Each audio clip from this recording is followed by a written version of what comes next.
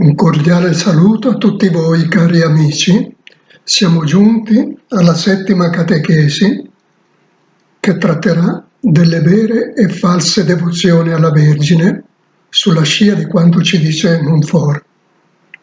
Dopo aver parlato della purificazione e trasformazione della vita quale frutto di un'autentica devozione, bisogna prendere atto che non tutte le devozioni sono vere, anzi che proprio nel campo della pietà popolare e della devozione i fraintendimenti non sono rari. Montfort, oltre che teologo e uomo spirituale, è anche un missionario che conosce bene le grandi risorse della pietà popolare, ma anche le sue deviazioni. La pietà popolare, in particolare quella mariana, è un fenomeno diffusissimo, presente ad ogni latitudine ed oggi è spesso oggetto di attenzione, di studio, di analisi ed è argomento privilegiato dei mezzi di comunicazione. La devozione popolare è anzitutto una realtà da comprendere. Essendo un fenomeno complesso, espressione della fede, del sentimento, dei valori, delle tradizioni, in una parola della cultura, nel senso più ampio del termine, di un popolo e di un territorio. Secondo un importante documento, quello di Puebla, dell'Episcopato latinoamericano, che tratta della pietà popolare, per questo fenomeno si intende il complesso delle profonde credenze, degli atteggiamenti fondamentali che da queste convinzioni derivano e delle espressioni che le manifestano. Si tratta della forma culturale o esistenziale che la religione adotta in un determinato popolo. È anche vero che a volte l'accento, più che sull'impulso della pietà mariana, si pone su forme esteriori di tradizioni di alcuni gruppi, oppure in ipotetiche rivelazioni private che si assolutizzano. Esiste un certo cristianesimo fatto di devozioni, proprio di un modo individuale e sentimentale di vivere la fede, che in realtà non corrisponde ad un'autentica esperienza cristiana. La religiosità popolare è frequentemente aperta alla penetrazione di molte deformazioni della fede, anzi di superstizioni. Resta spesso a livello di manifestazioni cultuali senza impegnare un'autentica adesione di fede. Può anche portare alla formazione di sette e mettere in pericolo la vera comunità ecclesiale. Si tratta dunque di una realtà ricca e insieme vulnerabile, da valorizzare e orientare. Verso questo fenomeno si richiede empatia e sensibilità, cogliendone i valori di autentica spiritualità e aiutandola a superare le sempre possibili deviazioni. Ben orientata, la religiosità popolare può essere sempre più un vero incontro con Dio in Gesù Cristo. Quanto fin qui affermato si applica naturalmente alla pietà popolare mariana, che occupa uno spazio notevole nella vita delle comunità cristiane. La devozione mariana è indubbiamente una risorsa preziosa per la fede del popolo di Dio, ma va attentamente curata ed evangelizzata. È necessario che l'immagine di Maria corrisponda ai dati essenziali del Vangelo e della fede della Chiesa, al di là della sua trascrizione in moduli espressivi delle singole culture. Di fronte al pericolo di un culto esteriore senza concrete conseguenze nell'impegno di conversione e di trasformazione della vita, bisogna ricordare che Maria è soprattutto modello di quel culto che consiste nel fare della propria vita un'offerta a Dio. Il sì di Maria è per tutti i cristiani lezione ed esempio per fare dell'obbedienza alla volontà del Padre la via ed il mezzo della propria vita spirituale. Montfort è missionario ed è ben cosciente, come si è detto, della problematica per averla sperimentata a contatto diretto con la gente da lui evangelizzata. Lui conosce bene il popolo e la sua devozione. Dopo aver esposto le verità fondamentali di una vera devozione a Maria, Montfort afferma: bisogna ora finalmente fare una buona scelta della vera devozione, poiché vi sono delle false devozioni che è facile prendere come vere. Il diavolo, infatti, come un falsario e ingannatore sperimentato, illude molte anime con false devozioni. Egli non contraffà di solito i metalli preziosi, come appunto la devozione alla Vergine, che cerca in ogni modo di far degenerare. Prima di parlare delle caratteristiche di una devozione autentica, proprio per sgombrare il terreno da equivoci, Montfort presenta un elenco di falsi devoti e di devozioni illusorie, purtroppo frequenti nel mondo di ieri e di oggi. In primo luogo egli pone i devoti critici, in pratica gli stessi per i quali altrove si era lamentato e sfogato con Gesù. Riascoltiamone un brano. Mio amabile Maestro, non è incredibile e doloroso constatare l'ignoranza e le tenebre di tante persone nei confronti della tua Santa Madre? Non parlo dei non credenti, parlo invece dei cristiani cattolici e anche di coloro che tra i cattolici sono dei maestri, che fanno professione di insegnare agli altri le verità, ma che non conoscono né te né la tua Santa Madre, se non in modo teorico, arido, sterile e indifferente. Costoro sono prevenuti e critici nei confronti delle diverse forme di devozione alla Santa Vergine. In secondo luogo si parla di devoti scrupolosi, imparentati con i precedenti, i quali temono di disonorare il figlio onorando la madre. Una tentazione non rara nella quale stava inciampando lo stesso giovane Karol Wojtyła, tentazione che superò leggendo proprio il trattato di Montfort. Ascoltiamo la testimonianza del Papa. Ci fu un momento in cui misi in qualche modo in discussione il mio culto per Maria, ritenendo che esso, dilatandosi eccessivamente, finisse per compromettere la supremazia del culto dovuto a Cristo. Mi venne allora in aiuto il libro di San Luigi Maria Grignon de Montfort, che porta il titolo di Trattato della vera devozione alla Vergine. In esso trovai la risposta alle mie perplessità. Sì, Maria ci avvicina a Cristo, ci conduce a Lui, a condizione che si viva il suo mistero in Cristo. Testo tratto dal libro Dono e Mistero di Giovanni Paolo II. Seguono poi i devoti esteriori, i quali fanno consistere la loro devozione alla Vergine in pratiche esterne che moltiplicano per colmare spesso il vuoto interiore. Se non trovano, afferma Montfort, se non trovano gusto esteriore nelle pratiche di devozione, se ne distaccano. Il mondo è pieno di questa specie di devoti, senza sostanza e spiritualità. Vengono poi elencati i devoti presuntuosi, una categoria che Montfort presenta in maniera fortemente negativa. Essi, afferma lui, sono dei peccatori abbandonati alle proprie passioni, dormono tranquilli nelle loro cattive abitudini, senza sforzarsi molto per correggersi, con la scusa che sono devoti della Vergine e pensano che Dio li perdonerà. Nulla nel cristianesimo è più condannabile di una simile presunzione diabolica, afferma sempre il santo.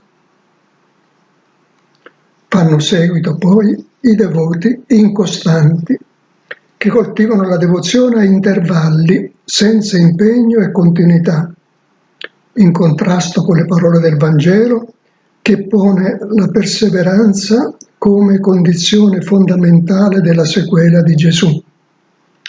Le persone incostanti, dice Montfort, non meritano di essere posti tra i servitori di questa Vergine fedele, i quali invece hanno come divisa la fedeltà e la perseveranza. Un'altra categoria particolarmente negativa è quella degli ipocriti, ovviamente, sulla quale tuttavia Montfort non si sofferma, forse perché presenta diversi aspetti in comune con quella dei presuntuosi, ma che viene qualificata con un giudizio tagliente e particolarmente pesante. Questi coprono i loro peccati e le cattive abitudini sotto il manto di questa Vergine, per apparire agli occhi degli altri diversi da quello che sono. E infine i devoti interessati, i quali in qualche modo riassumono tutti gli altri. Si tratta globalmente di atteggiamenti religiosi non supportati da fede vera, alimentati da bisogni psico-emotivi diversi e con la prospettiva implicita di un qualche vantaggio per la vita presente e futura. Tutti quelli che si comportano in questo modo agiscono in fondo per interesse, non per amore. Alla fine abbiamo una visione piuttosto desolante, ma non lontana dal vero. Devozioni di questo genere sono piuttosto frequenti e diffuse, senza che le persone se ne rendano pienamente conto. Lasciando da parte questa galleria di esperienze religiose discutibili, nei confronti delle quali Montfort si dimostra particolarmente severo, lasciamoci introdurre da lui nella devozione vera, che presenta 5 caratteristiche eminentemente positive a livello spirituale e antropologico. Una vera devozione è anzitutto interiore. Proviene cioè dallo spirito e dal cuore del credente. Più ancora è suscitata dallo Spirito Santo che ha plasmato la Vergine come nuova creatura e che ne rivela l'importanza e la bellezza a tutti noi. In secondo luogo, una vera devozione è tenera, filiale, piena di fiducia nella Vergine, come quella di un bambino che si affida con naturalezza alla mamma da cui si sente profondamente amato. Montfort parla di semplicità, confidenza e tenerezza, atteggiamenti con i quali ci si rivolge a Maria in tutte le situazioni della vita, nei dubbi, negli smarrimenti, nelle tentazioni, nelle debolezze, nelle cadute, negli scoraggiamenti, negli scrupoli, nelle fatiche e tribolazioni della vita, ma anche nella gioia, nelle consolazioni, nel progresso della vita spirituale. Una vera devozione, inoltre, è santa. Trasforma la vita, induce ad evitare il peccato e a rivivere gli atteggiamenti fondamentali della Vergine, di cui Montfort presenta un lungo elenco. Ascoltiamo. Gli atteggiamenti di umiltà profonda, di fede viva, di ardente carità, di obbedienza, di preghiera, di mortificazione, di purezza, di pazienza, di dolcezza e di sapienza divina. Questa è una vera devozione santa. C'è poi la vera devozione costante. Essa rende stabile una persona nel suo impegno e nel cammino spirituale, nonostante gli imprevisti, le prove e le difficoltà. E continua Montfort, se cade si rialza, tendendo la mano alla sua buona madre. Se perde ogni gusto o diviene insensibile, non se ne dà pena, perché il giusto vive di fede, non di emozioni passeggere. Soprattutto, una vera devozione è disinteressata. Su questo punto Montfort insiste con particolare convinzione. Una tale devozione è quella che lui intende promuovere con la perfetta consacrazione a Gesù per le mani di Maria. Ascoltiamolo. Una devozione disinteressata ispira ad un'anima di non cercare se stessa, ma Dio solo. Un autentico devoto di Maria non serve questa augusta regina per un proprio vantaggio temporale o eterno, corporale o spirituale, ma unicamente perché ella merita di essere servita e in lei Dio solo. Precisamente non ama Maria perché gli fa del bene o perché spera di averne da lei, ma perché ella è degna di essere amata. Per questo egli la ama e la serve fedelmente, sia quando non prova gusto sensibile o si sente nell'aridità, sia quando ne gusta la dolcezza e il fervore sensibile. La ama allo stesso modo sul Calvario e alle nozze di Cana. Oh, come è gradito e prezioso agli occhi di Dio e della sua Santa Madre il devoto di lei che non ricerca nulla per se stesso. Ma com'è raro trovarne. Ed è perché non sia più così raro trovare una devozione interessata e un devoto di questo genere che ho preso carta e penna per mettere in iscritto ciò che ho insegnato con frutto in pubblico e in privato nelle missioni che ho predicato durante parecchi anni. Qui abbiamo l'annuncio ormai quasi esplicito della seconda parte del trattato che considera la perfetta consacrazione a Maria e la donazione a Cristo per le sue mani. A ulteriore commento di questo atteggiamento totalmente disinteressato, riproduciamo la splendida preghiera che il Santo ci ha lasciato quasi a conclusione del prezioso libretto Il segreto di Maria, che è una sintesi mirabile dello stesso trattato.